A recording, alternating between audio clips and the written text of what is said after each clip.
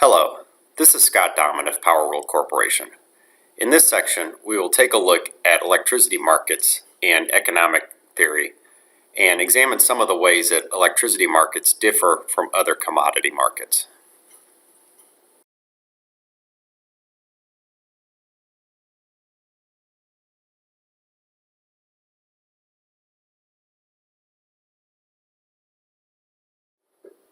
Okay, so in this first section, we'll just take a look at some slides that look at the characteristics of electricity market and overlay them with microeconomic theory.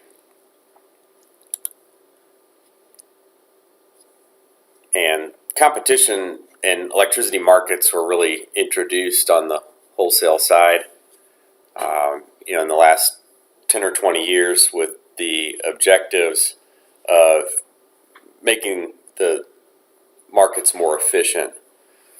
So reducing production costs, introducing more competition, more transparency, price discovery, things like that, and then also encouraging investment where it makes most sense economically as well.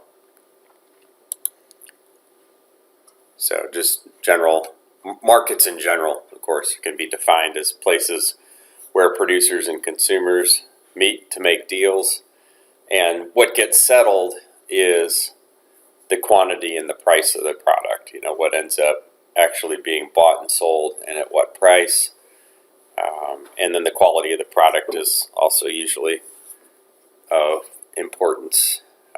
In electricity markets, that involves power that's delivered at the right voltage, the right frequency,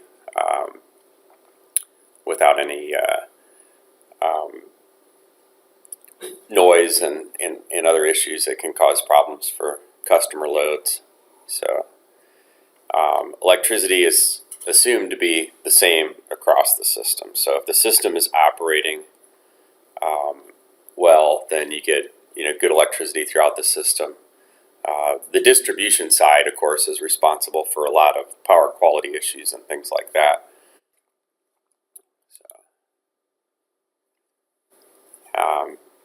So demand curves can be represented on a graph. If you've got price on a vertical axis and quantity on the horizontal axis, you can traditionally, before the introduction of demand response into electricity markets, the demand curve is considered to be vertical. So customers turn on lights, they turn on machinery,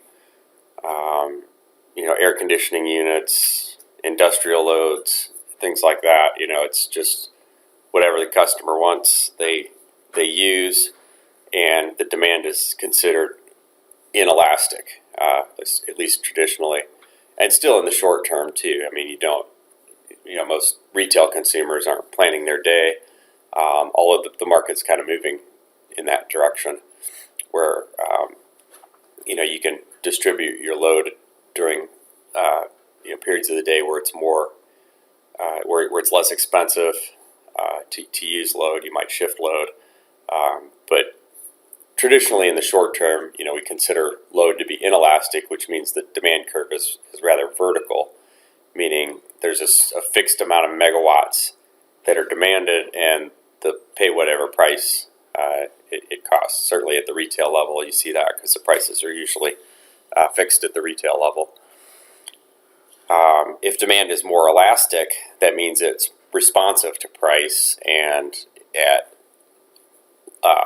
lower prices or at higher prices, lower demand would occur, and at lower prices, higher demand would occur. And you get the slope because the first kilowatt, or basically just having the availability of electricity at all, is considered the most valuable.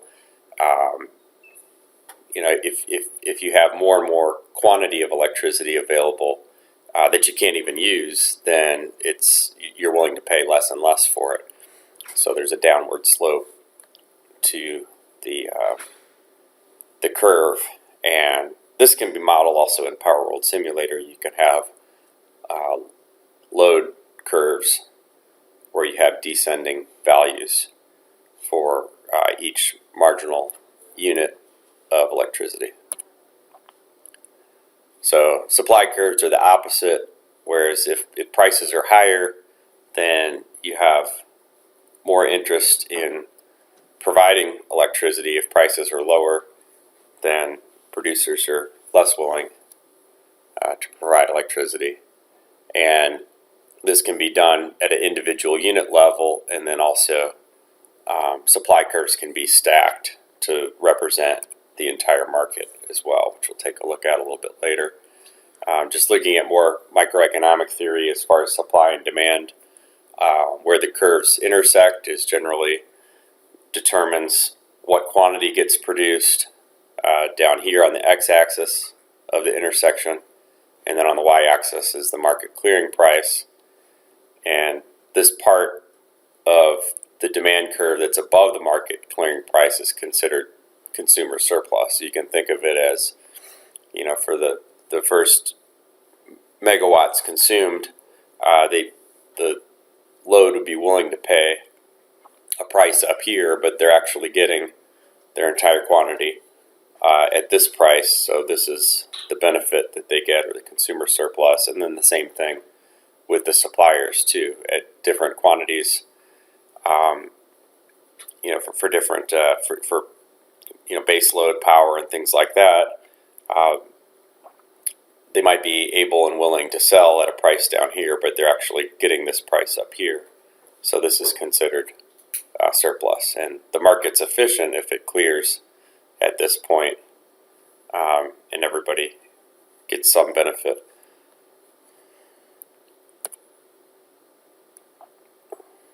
So yeah, equilibrium is where the price and the quantity for the supply and demand are all balanced, and the market clears. It's considered stable because there aren't incentives to deviate from that point. And if electricity is traded at this point, it's considered Pareto efficient, which means that no party can increase their utility without reducing utility or benefit from other parties. So, and then we looked at the graph as far as what part of the graph represents consumer surplus and what part represents producer surplus, and that whole shaded region represents the entire global welfare. And anytime you have external intervention, like if there's a regulation that fixes the price at a certain level, for example, then that tends to reduce the efficiency of the market. So, minimum or maximum prices, taxes, subsidies, things like that tend to change things, for example. So, for example, if the equilibrium point in a market is just determined by the Q star and the pi star for price and quantity, and the supply is restricted somehow, to this level right here, like this is all the electricity that's available, then the benefit, that this social welfare gets reduced basically by this amount right here. So where you have a situation where producers are at that quantity, it's only this would be the clearing price along the supply curve.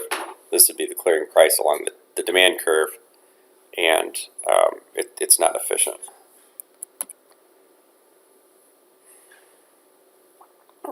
So anyway, as far as from the discussion yesterday, we talked about fuel cost curves, cubic polynomial cost curves, and in market functions, those get approximated into incremental cost curves or bid curves, and those can be related to the underlying costs, but they don't necessarily have to be. It can be bid at any level that the suppliers want to bid it at, but generally it's somehow related to underlying costs. So in order to get that kind of function, you can approximate the curve with a linear curve fit right here, and if you take the derivative of the black line over here, then you get something that looks like this, which is in the form of what bid curves look like. So yeah, and then the function is got to be piecewise, linear, and it's got to be increasing in order for it to work properly in the market and in the software that models the market.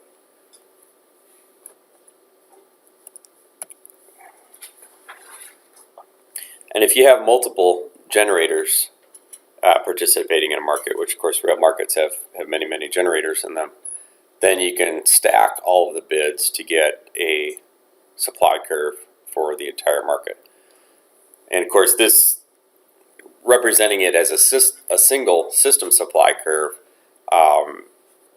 really ignores transmission constraints or any transmission constraints that might exist in the market for a given load and distribution of that load across the system. But ignoring that, then you can certainly take all the generator bids and just add them together and then stack them, where you have base load resources, usually down here at the lower level, and then peaking resources up here at the higher level. And then if you have a vertical demand curve, for example, then you would just, the market would select the least expensive blocks of generation in order to satisfy the given demand. So, and then this is just a representation here. If you have an underlying cost that's represented by the orange line, but the actual bids are the blue line, then you have profit that's underneath here. If the demand is at this level right here, then the market clearing price is up here, and of course this ends up being producer surplus, this part of the curve right here. So it's all profit because it's a single price. Again, this ignores transmission constraints and nodal differences that might exist in a real market. So electricity does differ from a lot of other commodities in several ways. The transmission network is one of them. Then we'll get to that later. But if we assume, if we ignore the transmission network, we could model that electrically as all the generators and loads connected to a single bus. So that also means, again, there's no transmission constraints or capacity constraints on the grid, and there's no losses in the grid as well, so that all the supply is met by the demand. So electrically, that could be represented as you got a real network, but if you just assume it's a big cloud with a single bus, then you simply have to balance the load in the generation. So if you modeled this in PowerWorld Simulator, it might look like this. And of course, there's not really anything interesting going on there, but you would see that if you had, excess capacity on these generators right here, then they would actually be dispatched with the cheapest capacity dispatched first, and then increasing up to the most expensive capacity up until the point where the demand is satisfied. So the other features of electricity markets is its a just-in-time process. Generally, there's some storage that's available on the grid. I guess the largest scale stuff is probably still pump storage, hydro, where you're actually storing the fuel, or you're shifting the production of energy from off-peak to peak times. But generally, that's a pretty small, represents a small part of the capacity of the network. So most energy, has to be produced when it's needed. Otherwise, you get frequency deviations. So that's done in real time. There's some battery storage and other forms of storage on the grid too, but it's very small compared to the overall capacity of all the generation, and certainly small relative to the demand at any given time. So the physical system, the dynamics of the physical system are faster than the market operates. So in real time, there has to be some adjustment and some balance that's done by system controls, AGC, and other frequency controls.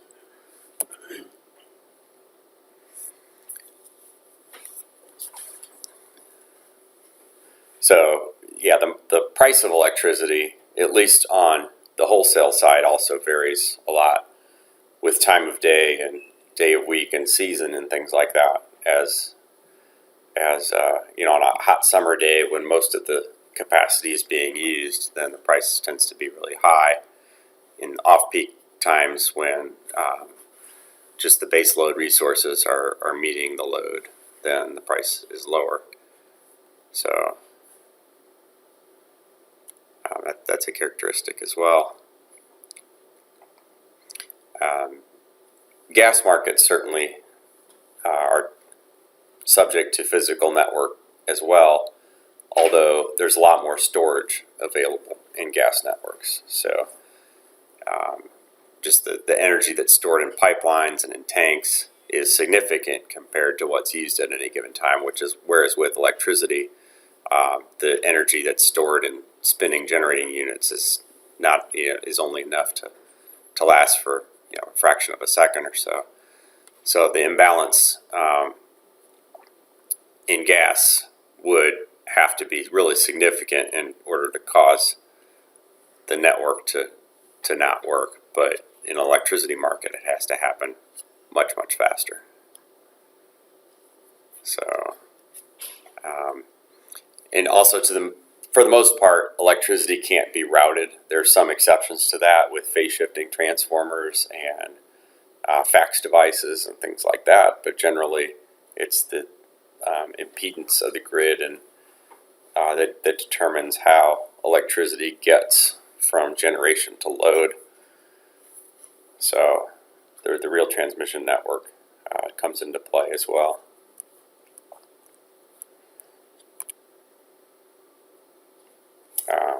Congestion, so transmission overloads and things like that. When that happens, then you get a situation where maybe some more expensive generation has to be dispatched in place of less expensive generation in order to alleviate that congestion. So you get a divergence of the prices. You don't get a single price that applies to the entire market, but you get different nodal prices in a nodal market.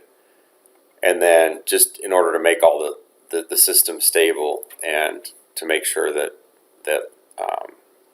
the generation can meet the demand under all circumstances, there's a need for ancillary services like reserves, frequency regulation, voltage regulation, and the ability to restart the network if it does experience an outage.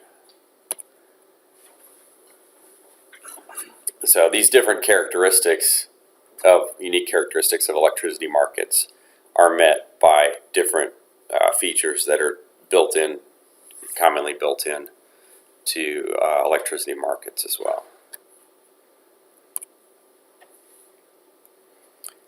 So, and then also electricity markets are typically structured with long-term and real-time components. So a lot of traders operate on the real-time or day-ahead markets. Capacity and planning and stuff like that is based on looking at longer-term scenarios, and certainly incentives to invest in new capacity for generation or for transmission are dictated by long-term outlook up here. So, and then typically in any kind of commodity markets, you can have forward prices for goods that are to be delivered sometime in the future, and then the spot price that actually happens kind of in real time. And they can deviate depending on market conditions. But over the long term, and as you get further out in the future, then the forward price does kind of represent what an expectation is for the spot price at that time. Okay, yeah, in a well-designed market, spot prices and forward prices tend to converge over time, but they can deviate certainly in the short term. The spot prices are kind of what drive the market, though. Things like congestion, revenue rights, FTRs, and things like that are derived from the expectation of what LMP prices are going to be, and differences in LMPs in different parts of the network. So those price signals then are what drive generators and consumers to adjust their behavior. Okay, so markets, in the last 10 years or so, a lot of markets have been moving from zonal markets to nodal markets. And in zonal markets, the clearing price is determined by the supply and demand for electricity over a zonal region. So everybody within the zone is paid the same amount. All the producers are paid the same amount, and all the consumers are charged the same amount. But that tends to ignore real issues in transmission constraint and things like that. So, local congestion effects don't get fully incorporated, or they get spread out throughout the entire zone instead of to the parts of the system that are really affected by it. So a lot of markets are transitioning.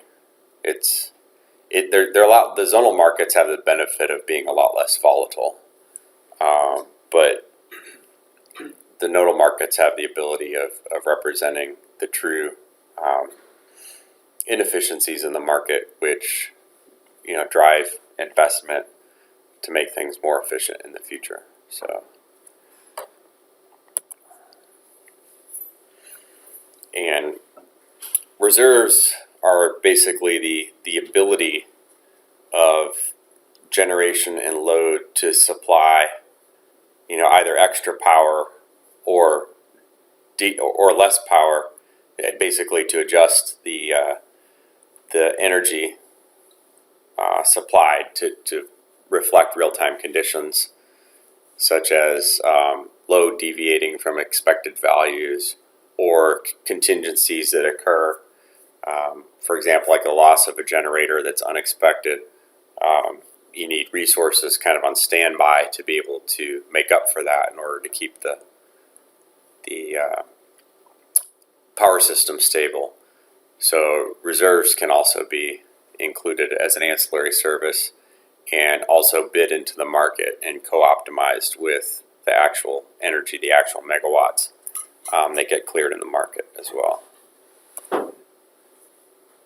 So on the retail side, there's a trend towards demand response and consumer choice, and this is really kind of empowered by developments in networks and communication networks and smart appliances and things like that. They can be programmed to respond to real-time pricing. And so you're seeing like Google and Apple and Cisco and companies like that invest in the type of infrastructure that would make this possible. And certainly that helps efficiencies too, because it helps to make the demand curves more elastic, which also provides better price signals to the market and increased efficiencies to the market as well. If you need further assistance, please feel free to look us up on the web, give us a call, send email to our support line, or if you prefer to work with a particular PowerWorld engineer, please feel free to contact that person directly.